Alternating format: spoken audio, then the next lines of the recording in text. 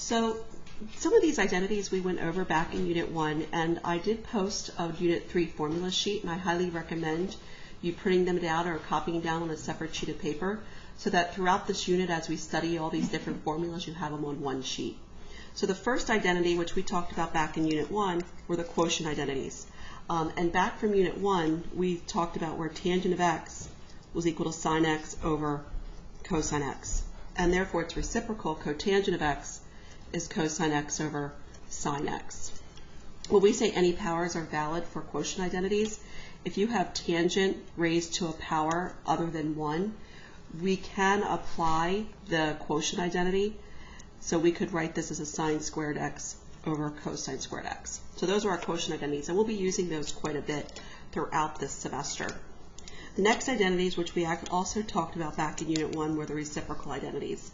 Remember, sine x is equal to 1 over its reciprocal cosecant x. Cosecant x is equal to 1 over sine x. Cosine x is equal to 1 over its reciprocal, secant of x. Secant x is equal to 1 over cosine x. Tangent of x is equal to 1 over cotangent of x. Cotangent of x is equal to 1 over tangent of x. And again, these are also on that formula sheet. We also studied these back in Unit 1. So just like with the quotient identities, any powers are valid for your reciprocal identities. So for example, you can take a sine squared x and rewrite this as a 1 over cosecant squared x.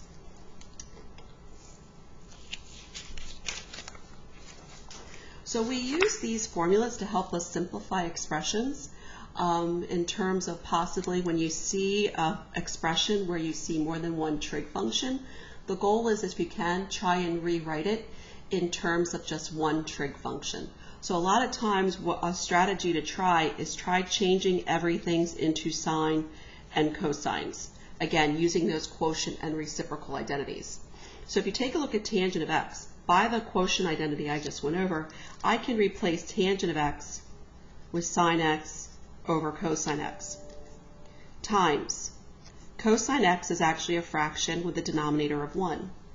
So what happens now is I can cross cancel, and this is going to be equal to sine x. So the object is I took an expression that had two trig functions in it, and I was able to find an equivalent expression just in terms of one trig function. So let's take a look at b. We have cosecant x times tangent x. So again, I can change cosecant x into 1 over sine x by my reciprocal identities, times I can take tangent and replace that with a sine x over cosine x. Again, I can cross cancel, and that's going to give me a 1 over cosine x. And that's an okay answer, but I can even make it a better, more simplified answer by changing 1 over cosine x into its reciprocal function, secant x. That way I don't have my answer expressed as a fraction. So next I have cotangent of x.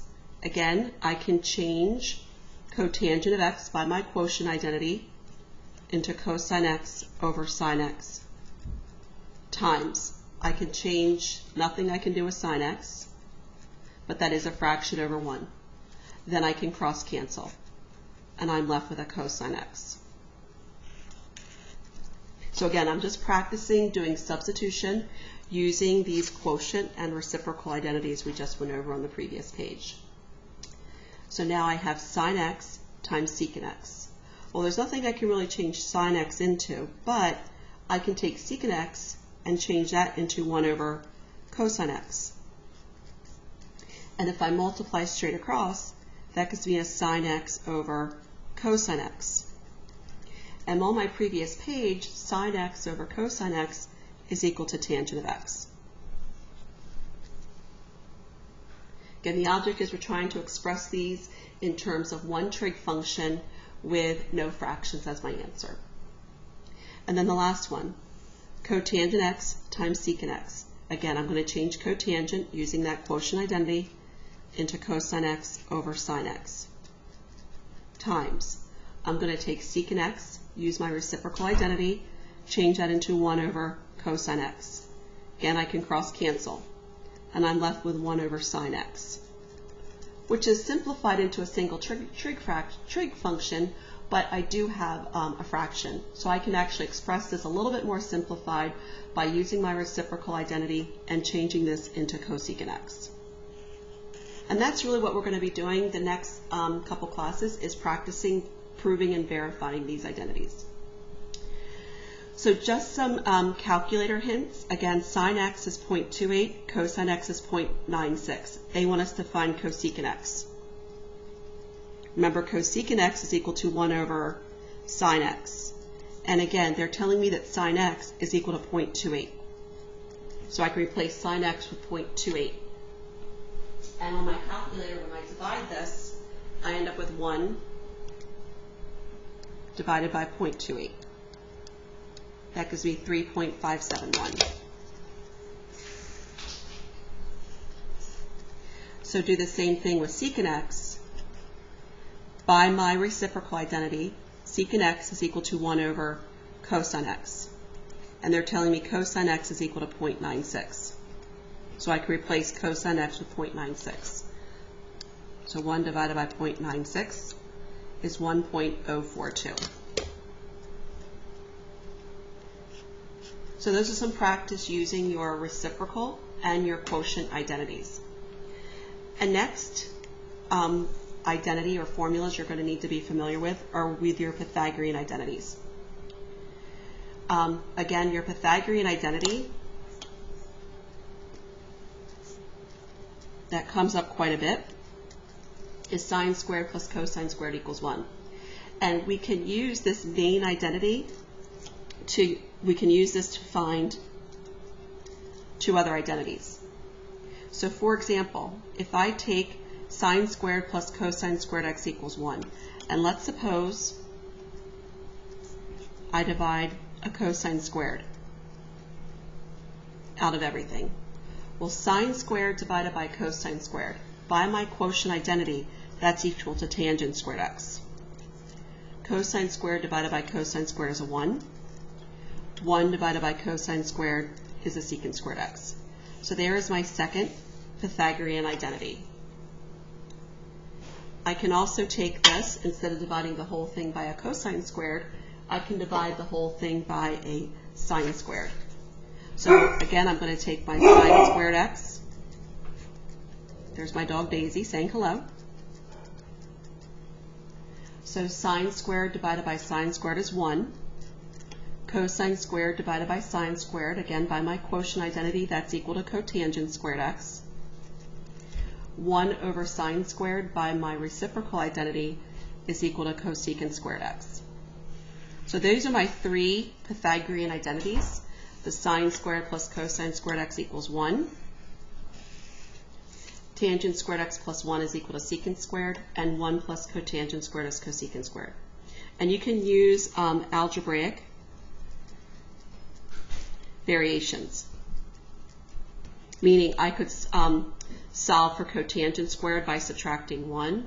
Again, I could solve for tangent squared by subtracting 1, so I can algebraically manipulate these as well. We use these Pythagorean identities quite a bit. Again, these solutions are typically expressed as, remember, if you see parentheses squared, we're going to use a Pythagorean identity.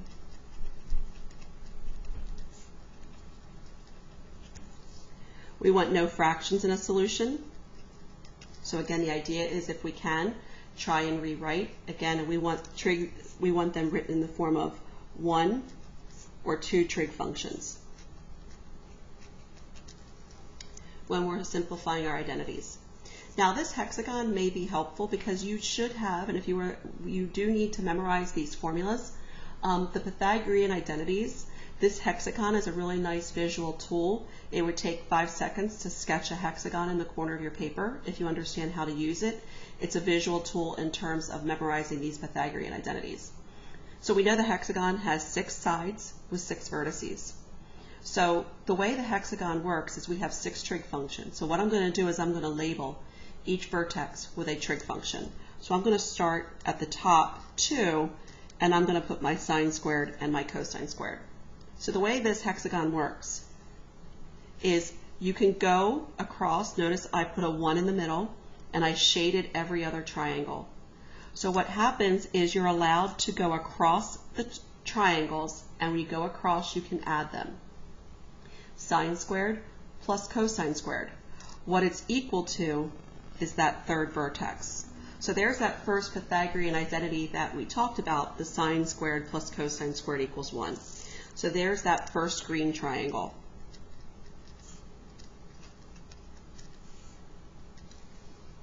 So again, when you go across, you add.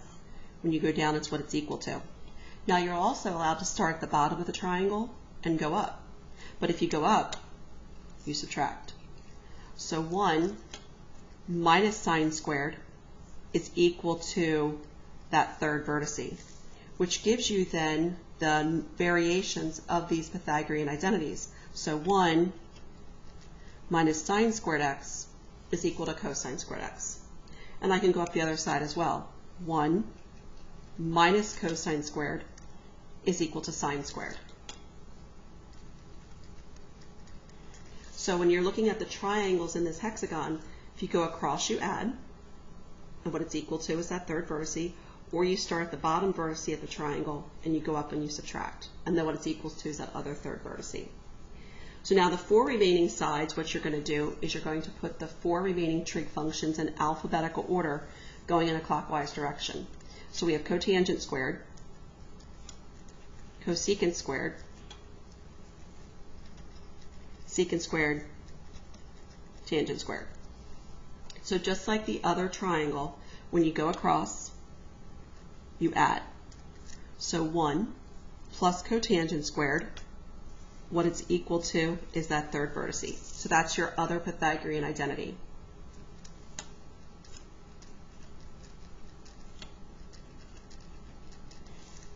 So again, like I said, when you go across, you add, and when you go down, that's what it's equal to. And you can use this to come up with the other variations as well. Cosecant squared, again, when you go up, you subtract. Cosecant squared minus 1 is cotangent squared. Again, you can go up the other side. Cosecant squared minus cotangent squared equals 1. So the last and final triangle, if you look here, it's like a bluish color. Tangent squared plus 1 equals secant squared when you go down. So tangent squared plus 1 is equal to secant squared x. Again, you can use this to come up with the other variation. Secant squared, again, when you go up, you subtract. Secant squared minus 1, and what it's equal to is that third vertex, which is tangent squared. Secant squared minus tangent squared is equal to 1. Some of you may find this hexagon helpful. Do you have to use the hexagon? No, but you do have to know these Pythagorean identities. If you know these 3, you can algebraically manipulate to find the other versions. But this, again, is a quick tool you can have to sketch in the corner of your paper so that you have them all right there. You also can use the hexagon to see the relationship of reciprocal functions. If I go diagonal, notice the reciprocal of sine is cosecant. Notice they are diagonal from one another. Secant and cosine are diagonal from one another. Tangent and cotangent are diagonal from one another. So this hexagon actually has a lot of different relationships in there as we study more and more relationships between our trig functions. So you can look at and use this for Pythagorean identities as well as the reciprocals as well. So this is going to start us springboarding into proving identities. So when we prove identities, remember the objective is to simplify one side to mirror the other side of the equation. We never move or add or subtract to the other side of the equation. You pick a side and you stick with it. You do not manipulate both sides of the equation. These are not equations we're solving. These are something we are proving. In other words, what we're going to do is we're going to pick one side and we are going to rewrite it using the identities we just talked about, and we're going to rewrite them so that it mirrors the other side. And the idea is what you want to do is you want to pick the more complicated side.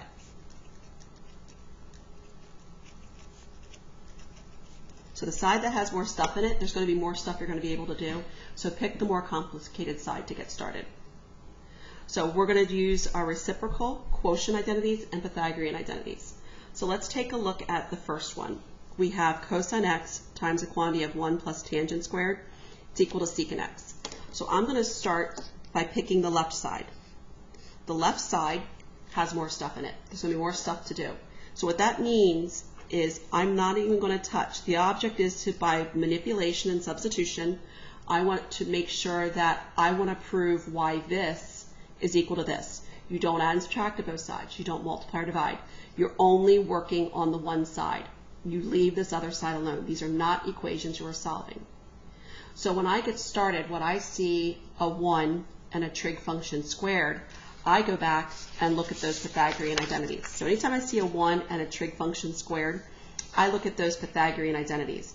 And notice there is a relationship between 1 plus tangent squared. 1 plus tangent squared is equal to secant squared. So my first step is I can take the left-hand side, take out this 1 plus tangent squared, and replace it with a secant squared x. And again, you do need to give me a justification, and that's because it was a Pythagorean identity. Now remember what you're trying to get to. You're trying to get to a secant x. Well, I already have a secant squared x. Let's see what I can do with this cosine. Remember, cosine is the reciprocal of secant. So I can use my reciprocal identity and change cosine x into 1 over secant x. And that's your reciprocal identity. And then when you multiply, notice what you're left with. Again, you can cross out one of your secants. You're left with a secant x. And here you just multiplied. Not secant squared, just secant. And you're done. Again, the object is you want this to be completely equal to that. You're not touching this other side of the equation I've circled in green.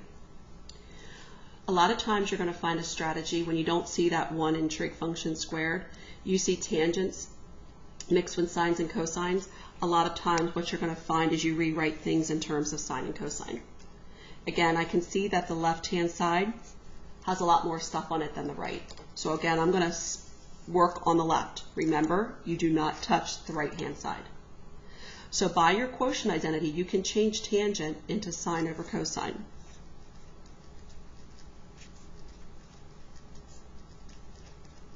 And again, that was just your quotient identity. And now notice, remember, cosine x is actually a fraction over 1. So I can cross cancel.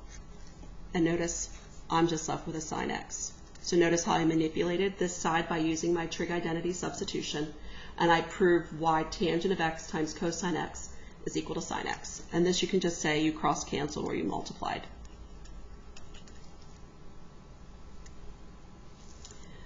So now let's take a look at this next one. 1 minus cosine squared x over sine x is equal to sine x.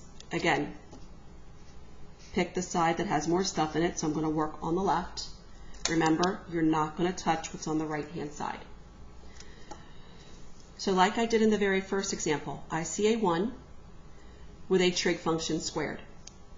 So if you go back to those, again, whenever you see a 1 and a trig function squared, go to your Pythagorean identities.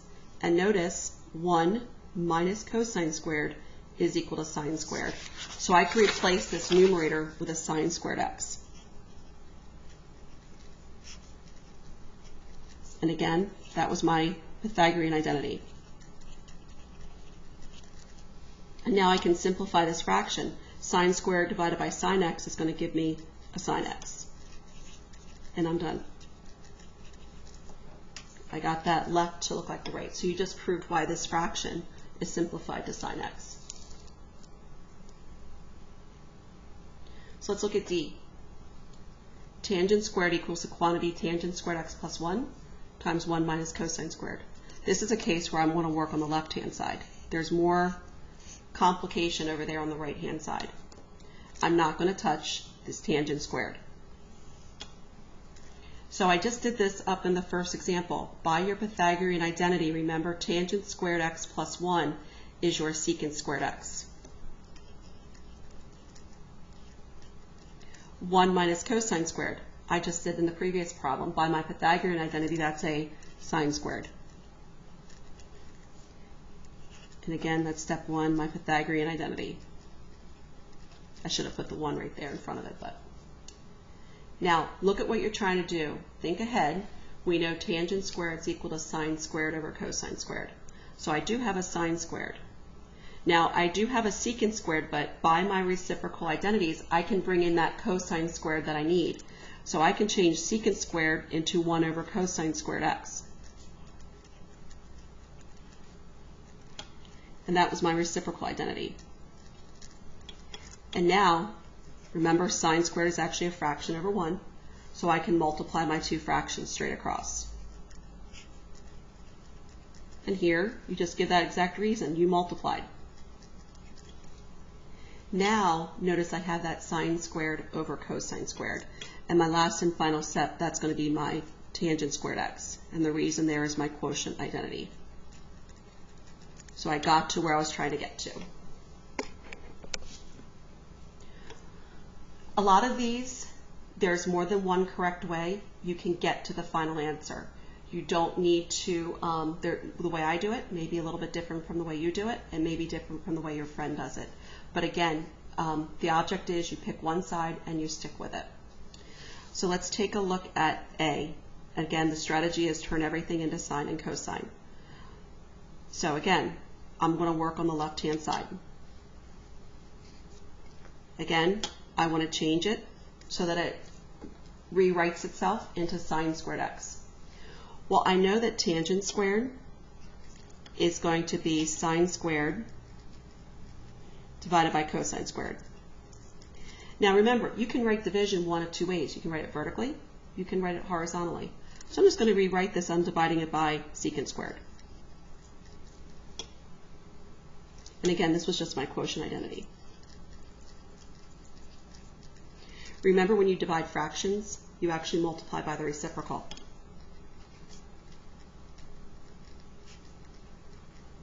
I'm going to just change this into a multiplication problem. Again, this was just dividing. Now, by my reciprocal identity, 1 over secant squared is equal to cosine squared.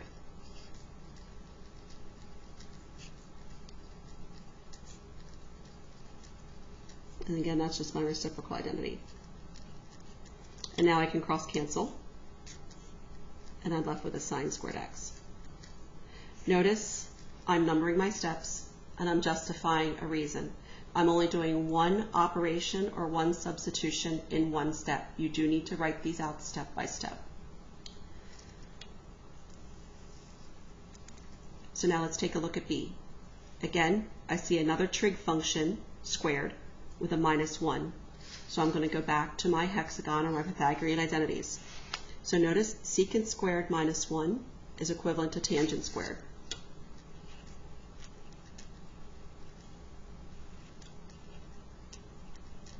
And again, this was just my Pythagorean identity. So now remember, I can change tangent squared into sine squared over cosine squared.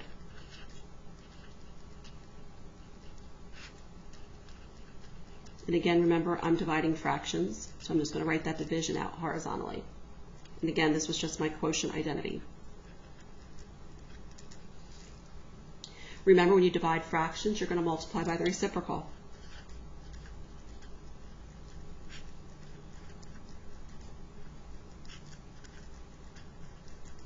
And again, I just divided. So once I multiplied by the reciprocal, notice now I can cross cancel those sine squares. And I'm left with, when I multiply straight across, 1 over cosine squared. Again, I just multiplied.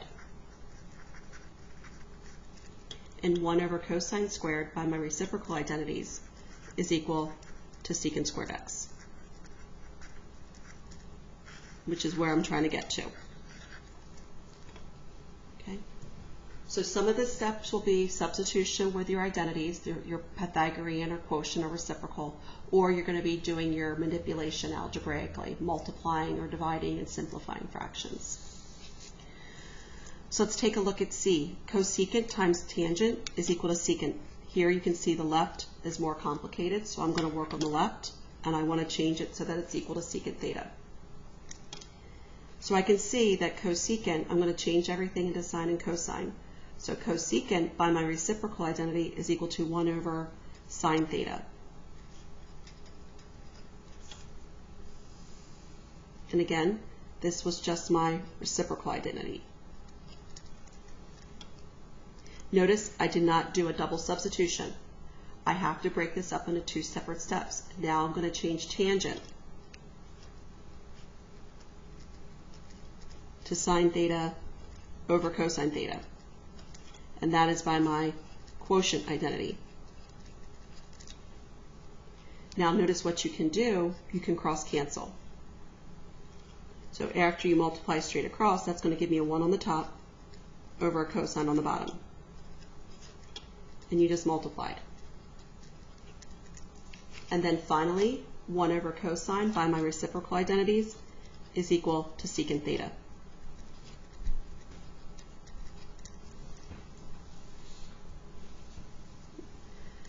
And then the last one, letter D. Again, I'm going to work on the left. The left has more stuff on it. And again, the object is to get this into a tangent theta. Again, I'm changing everything into sines and cosines. So my first step, secant by my reciprocal identity, is 1 over cosine theta. And again, the reason here is my reciprocal identity. Now remember, sine is actually a fraction over 1. So I can multiply straight across. Sine theta divided by cosine theta.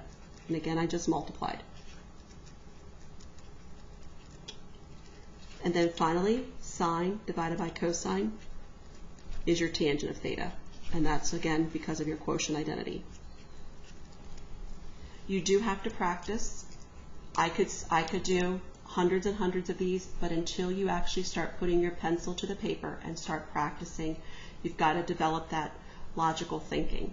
Some of them, like I said, a strategy. If you're stuck, try changing everything into sines and cosines using those reciprocal and quotient identities. When you see a 1 and a trig function squared, try that Pythagorean identity substitution.